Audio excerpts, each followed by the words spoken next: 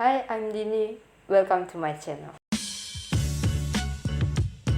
Yang waktu kita membahas tentang Prabu Pandu itu saat Prabu Pandu datang ke sayembara Kunti, di situ kan Bapak menyinggung bertemu dengan Norosomo dan Madrim, Dewi Madrim adiknya. Nah, Norosomo itu bukannya itu Prabu Salyo, Pak? Ya. Nah, Prabu Salyo itu tuh sebenarnya siapa sih, Pak, di dalam pewayangan itu? Ya. Ya menyinggung ceritanya, jadinya cerita Prabu Salyo. Dan perlu diketahui kalau membahas wayang orang itu sudah ada beberapa pakem atau patokan. Jadi ada beberapa versi. Yang saya ceritakan kemarin itu salah satu versi. Si Norosomo datangnya di belakang Pandu kan. Iya. Ada versi lagi yang datangnya lebih dahulu daripada Pandu. Iya. Nah, sekarang kita melihat si Norosomo atau Salyo. Salyo itu, Norosomo itu putranya Prabu Hartodriyo dari kerajaan Madras atau kerajaan Mondoroko atau Mondroko. Nah, Hartodriyo itu karena raja dari Mondroko, namanya juga Mandraspati.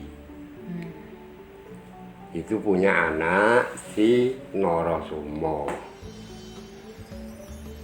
Nah, dari dongeng ini mungkin bisa diketahui perwatakannya Norosomo bagaimana, itu kan? Iya. Norosomo ini adalah putra raja dan berjiwa kesatria. Sudah dicalonkan sebagai raja, menggantikan orang tuanya. Tapi Norosomo sangat angkuh sebenarnya. Pada waktu Norosomo akan disuruh mencari istri karena seorang raja harus punya permaisuri, akan dikawinkan, harus kawin dulu. Tapi Norosomo tidak mau kawin dulu karena ini kawin itu adalah kepentingan pribadi maksudnya. Nah, untuk kepentingan negara saya harus lebih sakti, harus punya kesaktian karena untuk mengatur negara. Nah, akhirnya taunya bapaknya ya nggak mau disuruh kawin dulu. Kalau kamu nggak gugu atau nggak nurut sama orang tua ya pergi saja, tinggal pergi sama si Norosomo. Norosomo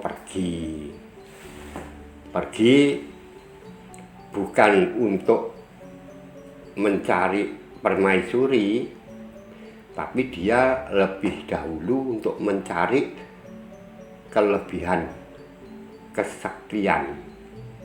Nah, dia pergi dari negerinya, bertemu dengan seorang raksasa pendeta raksasa yang namanya Begawan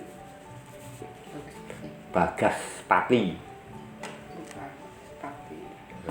Dari pertapaan Hargobelah. Nah, Begawan Bagaspati itu punya anak putri namanya Dewi Pujawati. Dewi Pujawati ya itu kalau umumnya wayang orang mengatakan dia bermimpi bertemu dengan Norosomo, terus akan jadikan suaminya. Tapi ada juga yang mengatakan bahwa dapat wisik, dapat suara dari dewa bahwa dia gitu. Jadi satu ada yang dari bermimpi, tapi satu ya wisik itu bisa bermimpikan, mimpi itu bisa dibisikkan bahwa akan jadi jodohnya Norosomo. Bapaknya mencari Norosomo, di perjalanan ketemu Norosomo. Ketemu Narasoma, diajak pulang untuk dikawinkan. Kebutuhannya dia kan mengawinkan anaknya. Narasoma di rumah aja disuruh kawin nggak mau, dia cari kesaktian. Nah, sampai akhirnya terjadi perkelahian. Perang di situ Narasoma ya memang sudah sakti. Tapi kalah sakti sama bapaknya Pujawati. Gawan Bagaspati Itu tadi. Lebih-lebih dia tahu Bagaspati itu sakti karena dalam perkelahian itu Bagaspati mengeluarkan ajiannya yang namanya Condo Birowo. Jadi seperti raksasa bermacam-macam bentuk tubuhnya, itu ada yang pendek, ada yang tinggi gitu. Condo Birowo itu. Maka dibilang ada pendek, ada tinggi, sebab Condo Birowo itu satu raksasa. Kalau dia terbunuh, itu bisa jadi dua. Dua terbunuh bisa jadi tiga, bisa jadi ratusan. Nah, itu Narasoma kalah. Paksa pulang untuk dikawinkan, maksudnya dia kan nggak peduli kepentingannya Narasoma mencari kesaktian. Dia kan tahunya untuk mengawinkan anaknya. Sampai di rumah ditemukan dengan Pujawati. Kaget Narasoma. Loh, seorang raksasa seperti itu kok punya anak cantik sekali. Akhirnya dikawinkan dengan Pujawati. Dalam perkawinan itu biasa dalam memadu kasih, orang cantik dikasih, terus memancing-mancing bicara. Si Narasoma ingin tahu bapaknya kok sakti begitu, punya ajian itu apa. Oh, Condo Birowo. Ini gini loh, dia itu pakai alasan lagi. Saya memperistri kamu, tapi sayangnya kok orang tuamu itu raksasa. Jadi itu akan menurunkan derajat martabatku. Turunnya derajat martabatku juga turunnya derajat martabatmu. Akhirnya Bagaspati dengar, terus ditawar lagi. Sudah, kamu pokoknya gimana kamu dengan anakku? Sebenarnya cinta Pak, saya mencintai. Ya, dengan alasan itu tadi saya jadi canggung untuk bergaul kemana-mana. Sudah, sekarang begini, bapaknya rela mati. Rela mati demi anaknya. Asal kamu tetap mencintai, saya rela mati. Saya tetap mencintai dan selamanya saya tidak akan memperistri wanita lain kecuali Pujawati, sumpahnya. Terus bapaknya dimatiin. Sebelum dimatiin bapaknya bilang, tak kasih ajian kesaktianku sesuai dengan keinginanmu untuk menambah kesaktian, tak kasih Condo Birowo. Diserahkan kepada Salyo itu Narasoma ya Salyo lah, nantinya jadi Salyo. Nah, diserahkan di situ. Bagaspati meninggal. Bagaspati meninggal, jadi kesedihan dan lain sebagainya itu masih di situ. Terus si Narasoma ini ingin sesaji orang tuanya itu dengan daging rusa. Ingin sesaji daging rusa. Udah ada rusa-rusa, dia waktu ke hutan melihat rusa dipanah. Rusanya tidak kena. Di situ ada seorang pendeta yang bertapa, terpanah tangannya, potong tangannya hilang. Nah, hilang. Narasoma berpisah dengan dia. Terus ini menteror sama Narasoma, pokoknya ingin ketemu Narasoma, harus mengembalikan tangannya. Nah, didengar sama si Pujawati. Pada suatu ketika Pujawati itu berdiam diri seorang diri, ada suara itu. Lalu ditanya, sebabnya apa? Kok berkali-kali mencari Narasoma suamiku gini, mengatakan begini-beginilah. Setiawati karena cinta dengan Narasoma, kalau diganti saja gimana? Pujawati merelakan tangannya untuk mengganti. Dia motong sendiri tangannya. Iya, dipotong tangannya, dikasihkan pendeta itu tadi. Nih, buat penggantinya. Pasang sama pendetanya, kekecilan tangan wanita, dan ini seorang pendeta, jadi nggak cocok lah gitu. Nggak cocok ini, nggak mau dipulangkan lagi. Tak pulangkan lagi ke kamu lah, pulangkan gimana saya?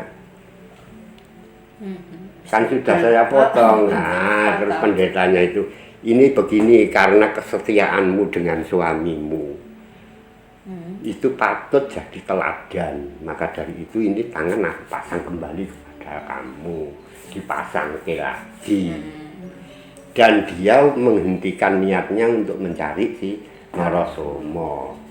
Nah, dia udah bisa masang tangannya orang, dia sendiri kan bisa terbalik. Nah, dia bisa. Itu diceritakan sama Narasoma. Narasoma sangat sayang sekali, kesetiaanmu kok sampai segitu, dinamakan Dewi Setiawati. Oh, makanya dia terkenalnya istri dari Prabu Salya itu Setiawati dari situ. Nah, gitu. Terus dia berdua setelah selesai masalah pertapaan, pulang ke rumah ceritanya. Pulang ke rumah juga ada pakem atau patokan cerita begitu di wayang orang. Tidak pulang ke rumah ya bisa. Kalau pulang ke rumah, dia pulang ke rumah mengatakan kejadian di pertapaan itu, bapaknya marah. Memalukan perbuatanmu itu, sudah menerima anaknya kok nggak mau menerima bapaknya, sudah baik dengan anaknya nggak mau baik dengan keluarganya. Nah, diusir lagi ini Narasoma. Nah, ini yang pakem pertama atau versi pertama. Versi kedua dia tidak usah pakai pulang. Ya, tidak usah pakai pulang. Pulang tapi ke Mondorogo tapi nggak nemuin bapaknya gitu. Nah, itu ketemu sama si Pujawati dikenalin sama Madrin. Terus dia dengar ada sayembara di Kunti itu. Sayembaranya bukan sayembara pilih. Kalau tadi pertama tadi itu pilih. Sekarang sayembara perang. Siapa yang dapat mengalahkan Basudewa boleh memperitri Dewi Kunti. Lah ini disayembarakan begitu sebagai ontang-ontangnya Basudewa, dia ingin mencoba kesaktiannya dan lagi untuk mencoba ajian baru itu. Candrawirawa tadi itu. Nah, dia masuk ke sayembara diikuti oleh istrinya si Pujawati sama si Madrin ikut berangkat ke sana. Datang di Mandura, datang lebih dulu. Di sana sudah banyak para raja pelamar, dia datang. Nah, terus banyak raja pelamar dia datang, perang sama Basudewa. Kan Basudewa semua kalah, Basudewa bisa dikalahkan sama Narasoma. Basudewa dikalahkan Narasoma, kemudian Dewi Kunti akan diserahkan Narasoma, datangnya Pandu. Terlambat kamu, tapi Pandu ngeyel. Masih ada bendera, rontek umbul-umbul, tanda sayembara kok sudah tutup gitu.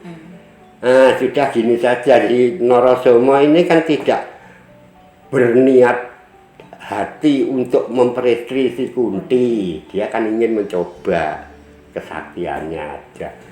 Terus tahu Pandu sudah terkenal, Pandu itu orang sakti di negara Hastina. Nah, terus dibalik sayembaranya, sekarang sayembaranya bukan perang sama Basudewa, tapi kalau kamu bisa mengalahkan saya tunduk sama kamu. Jadi perang, jegrek. Narasoma mengeluarkan bangsanya Candabirawa itu, Pandu bisa menolaknya karena dia tidak bergerak, hanya mantra yang keluar. Mantra keluar itu menjadikan si Candabirawa ini tidak berkutik. Nah, begitu tidak berkutik, Narasoma dekat, ditangkap, terus dilempar setinggi-tingginya. Takut, dia jatuh ke bawah, ditampani sama Pandu lagi, ditaruh. Kalah, dia mengaku kalah. Terus karena saya sudah kalah, saya akan tetap takluk kepada kamu. Nah, sebagai tanda takluknya itu Dewi Madrim diserahkan Pandu. Kecuali si Narasoma itu tahu kalau Pandu itu Raja Sakti Madraguna, negaranya aslinya itu negara tua dan sangat besar sekali. Dia ingin bersaudara, dia ingin merapatkan antara negara. Nah, terus si Madrim diserahkan, dibawa sana. Narasoma setelah itu kejadiannya mesti banyak kejadian lain, tapi dia pulang ke negerinya, baru menceritakan segala sesuatunya sama bapaknya, diangkat sebagai raja. Ini versi yang ini. Kalau versi yang satu tadi, pulang ke rumah itu bapaknya sudah meninggal. Karena malu itu anaknya membunuh mertuanya itu. Itu versinya. Dia di situ jadikan raja dengan nama Prabu Salyapati. Prabu Salyapati itu berarti itu gelar ya Pak ya? Iya, gelar. Bukan nama dia dari kecil itu. Bukan, nama kecilnya ya. Salyapati. Nah, saya juga dengar tuh kalau Salyo itu paman dari Pandawa, yaitu Nakula Sadewa, itu karena dari Madrim adiknya itu. Tapi kenapa saat di perang Baratayuda kok Prabu Salyo malah membela pihak Kurawa bukan Pandawa, padahal kan ponakannya ada di Pandawa? Ya, dalam pikiran Prabu Salyo sampai dia bisa membela Kurawa, itu tadinya niatnya itu ya tetap membela putranya Prabu Salyo itu kan ada Erawati yang diperistri atau dijadikan permaisuri Baladewa atau Kokrasana, kemudian Dewi Surtikanti itu yang diperistri oleh Soekarno, kemudian Dewi Bonowati diperistri oleh Duryudana, Kurawa paling tua. Nah itu kan sudah Kurawa semua. Sudah maksud ikut Kurawa dia. Tapi Nakula Dewa itu adalah adik Madrim yang di sana itu juga perlu dibela. Maka dari itu niatnya ya yang kasihan yang sana, soalnya sana cuma 5 orang, Kurawa itu 100. Tapi dia kena tipu pada waktu ingin membicarakan soal peperangan itu dengan Pandawa. Di tengah jalan itu ada pesangguran. Ada tempat orang pesta gitu. Dia lewat situ diajak pesta. Ini pesta siapa? Ini pesta untuk menyambut kedatangan Prabu Salyo. Nah, pesta datang Prabu Salyo, diajak pesta. Ternyata yang pesta itu adalah Duryudana dengan Kurawanya. Nah, terus diajak, ginilah. Ini saya mencegat perjalanan Bapak karena saya ingin minta bantuan, Bapak harus ikut pihak Kurawa. Nah, sudah dikasih makan, minum, dicokok apa-apa ya iyalah, boleh. saya tetap ingin menyelesaikan permasalahan ini, kalau bisa jangan pakai perang. Jadi saya tetap pihak Kurawa. Kurawa itu anakku, mantu, ya kan sih. Iya. Bonowati. Di sana juga anakku keponakan, itu anaknya Madrim. Tuh. Ya sudah, yang jelas kamu ada kesanggupan untuk membela saya. Tuh, jadi masuknya saya di situ karena itu. Namun demikian sebelum perang itu dia menemui Pandowo juga.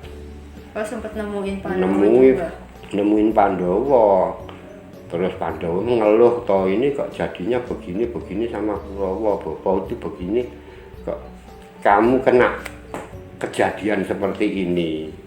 Ini memang sudah diharuskan dibicarakan banyak lebar tentang hukum karma atau apa. Menceritakan cerita kayangan lah. Kayangan itu Sang Bathara Indra atau Raja Dewa itu saja kena masalah seperti kamu. Jadi kayangannya itu kena dikuasai oleh seorang raja. Nah, sampai dengan Indronya pergi, ini kelimpungan keadaannya, akhirnya bisa kembali, rajanya bisa disingkirkan. Tuh. Nah, jadi memberi petuah kalau sama si Pandowo. Jangan ngedap menghadapi kejadian seperti ini. Jangankan kamu, Dewa aja punya masalah begitu, tapi semua itu bisa diselesaikan. Nah, akhirnya ditinggal lagi, terus terjadi perang itu tetap saya di situ. Makanya di situ itu tetap untuk membantu Kurawa kan. Iya. Tapi dalam hati kan juga membantu Pandowo. Iya. Makanya susah. Makanya sering emosi. Kalau ada Pak Soekarno apa itu ngomong menjelek-jelekan Pandowo, terus menghina Pandowo, merendahkan Pandowo, itu dia itu ya nggak terima. Jadi mesti, maka ada adegan wayang orang itu yang ketemu si Karno sama Salyo itu sampai berdebat dan berkelahi, sampai tantangan mau perang apa itu. Iya. Itulah Prabu Salyo. Karakternya yang keras, angkuhnya itu masih ada ya Pak? Iya. Terus? Itu dibawa terus, soalnya mencapai tujuannya, mencari kesaktian dengan kesombongan, dapat kesaktian itu jadi tambah angkuh. Jadi di sini bukan mau tambah, umpama nggak tambah, tapi masih ada loh, saya dapat kesaktian apa yang saya kehendaki. Nah itu masih tetap ada. Nah, kalau Prabu Salyo itu sendiri meninggalnya di Baratayuda kan ya Pak ya?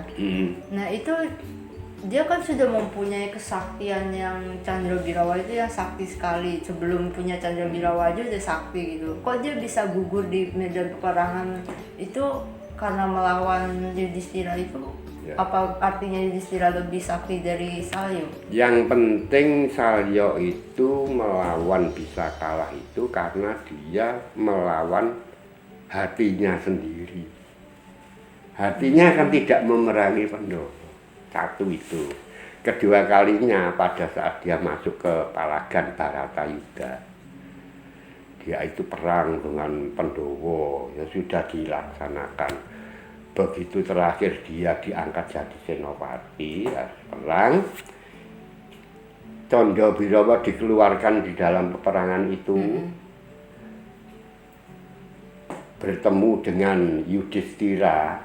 Ternyata Yudhistira itu menyatu dengan Bagaspati.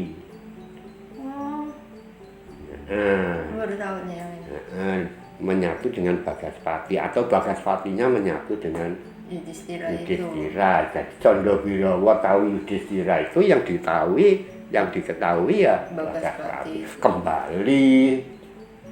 Kembali ikut bapak gitu.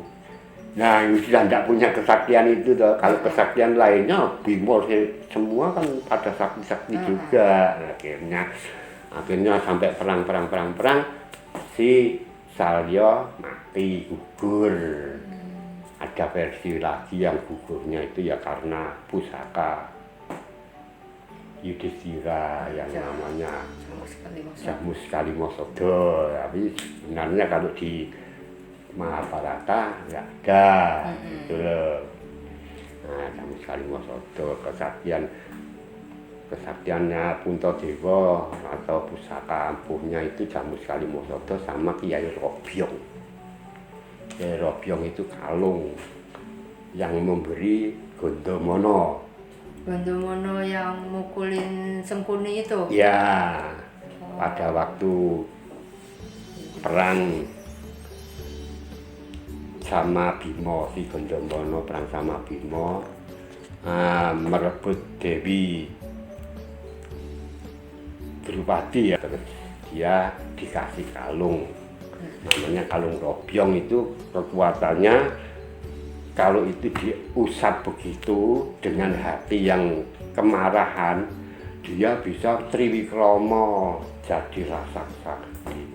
Makanya ada cerita di wayang wong Kresna jadi raksasa gede, si Yudhistira jadi raksasa gede di perang itu. Dewa Ampral namanya sama ini gitu.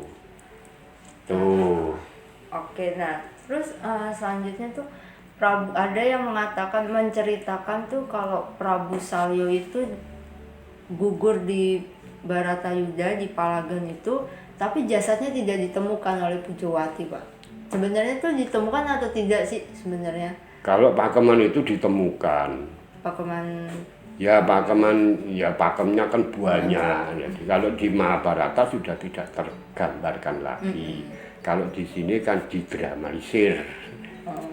Nah, dari kesetiaan Pujawati itu mati di Palagan, Pujawati mencari jasadnya.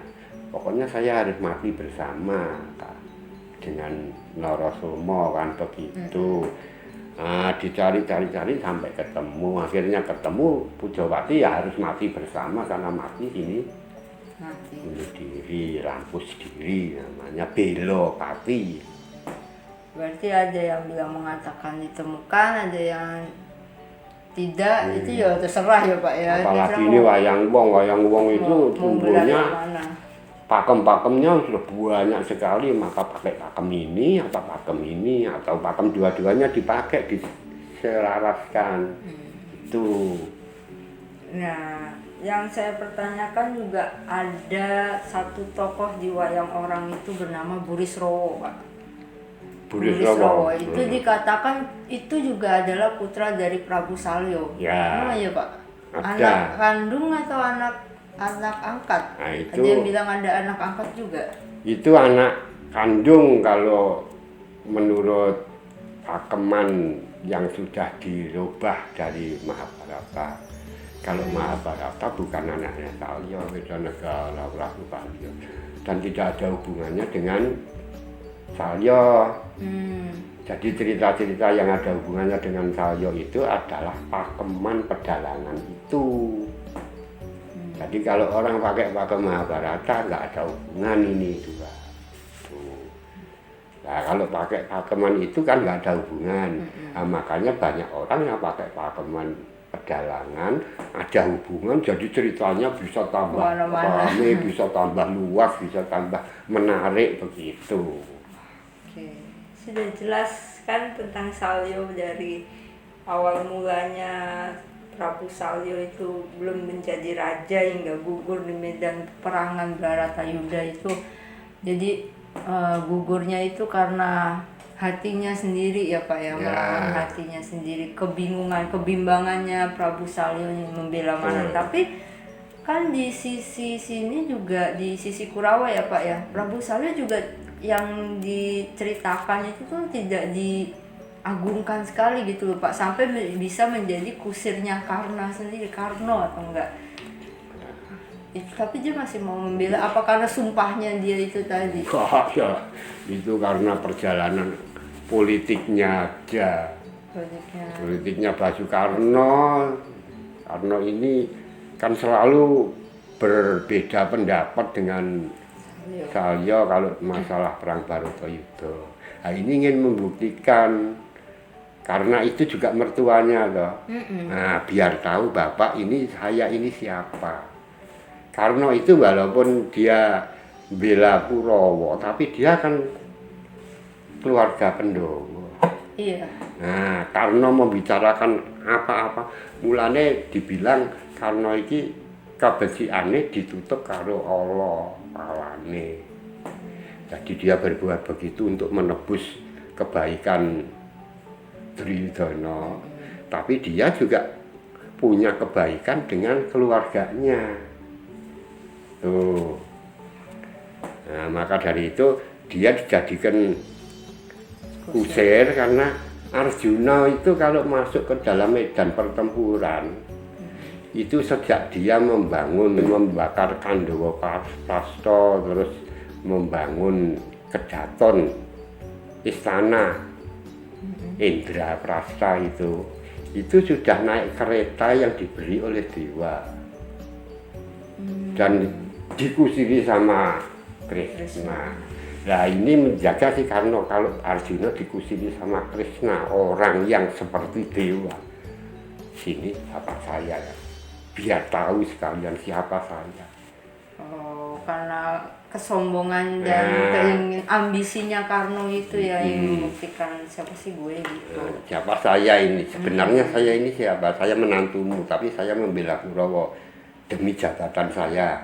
Ya, tapi saya saudara Pandawa. Nah, ini tahulah bapakku ini, saya ini gimana langkah saya.